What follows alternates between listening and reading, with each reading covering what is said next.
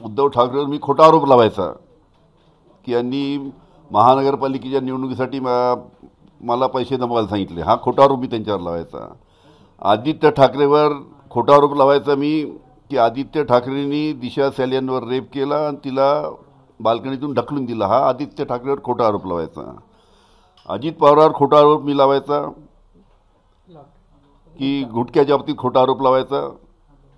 असे आणि अनिल परब असे 4 लोकांच्या बाबतीत त्यांनी मला 3 वर्षापूर्वी ॲफिडेविट करून खोटे आरोप लावायला सांगितले. मी ते ॲफिडेविट करून देण्यास नकार दिला. त्याच्यामुळे माझ्यावर ईडी आणि सीबीआयच्या माध्यमातून कारवाई करून मला अटक करण्यात आली.